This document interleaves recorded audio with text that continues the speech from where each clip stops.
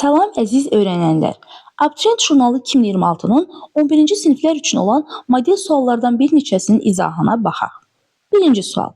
Euler Venn diaqramına əsasən uyğunsuzluğu müəyyən edin. Bizdən uyğunsuzluğu, yəni səhv fikirlər soruşur.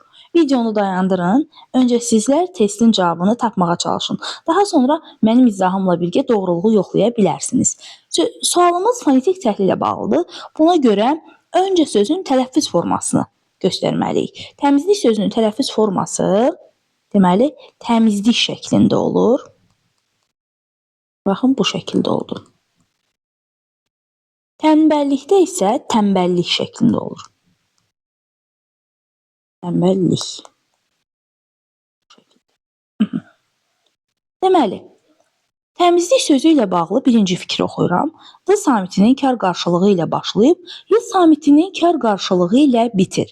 Qeyd edək ki, bəli, doğru fikirdir. D-nin kar qarşılığı, yəni T ilə başlayır və Y-nin kar qarşılığı X səsi ilə bitir. Bəli, amma bu fikir yalnız təmizlik sözünə aid deyil. Eyni zamanda tənbəllik də T ilə başlayır, X ilə bitir. Buna görə də 1 hər ikisinə aid olmalı idi. Yəni yanlış yerdə verilib. 1-i götürürük. Uyğunsuzluqdur. 2. Səs uzanması yoxdur. Bəli, təmizlik sözündə uzanma yoxdur. Eyni zamanda tənbəllik sözündə də uzanma yoxdur. 2-də də uyğunsuzluq var, çünki orta hissədə olmalı idi. Hər ikisi üçün ortaq cəhətdir bu. 2-ni də qeyd edək. 1-2 olan cavab variantımız Y variantına uyğun gəlir. Orada 5-ə baxaq. 5-də deyir, qarşılığı olan cingiltili samitlər də işlənib. Qarşılığı olan cingiltili samitlər də, bəli, tənbəllik sözündə cingiltilər B-dır, M-dır və L-lardır. Qarşılığı olan B-dır, qarşılığı P-dır, çünki kar qarşılığı. Təmizlik sözündə də cingiltili samitlərimiz M, Z və D-dır.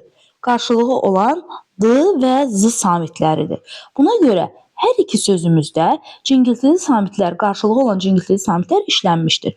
Yəni 5 də ortaq xüsusiyyətdir. Cavabımız oldu Y variantı. İkinci sual. İkinci sualda deyir ki, altından xətt çəkilmiş ifadəni məzmunun saxlanmaqla hansı frazoloji birləşməklə əvəz etmək olar? Sürücü bir qədər yatıb dincələndən sonra sükan arxasına keçib yoluna davam etdi. Altından xətt çəkilmiş ifadəmiz bir qədər yatıb dincələndəndir. Bir qədər yatıb dincələndən biz hansı sözlə əvəz edə bilərik? Əlbəttə ki, gözünün acısını alandan sonra sükan arxasına keçib yoluna davam etdi. Cavabımız olur Y variantı. Üçüncü sual. Nümunələrin birində zərf işlənməmişdir.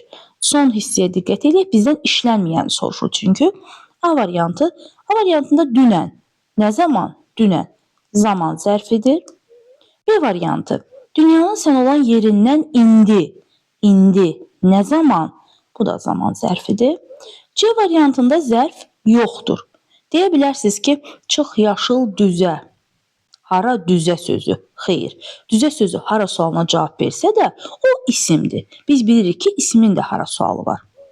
Yəni cavabımız oldu C variantı. Orada zərf yoxdur.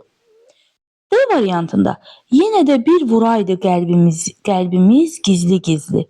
Yenə nə zaman? Zaman zərfidir. Y variantında min il qoşa atılsaq da.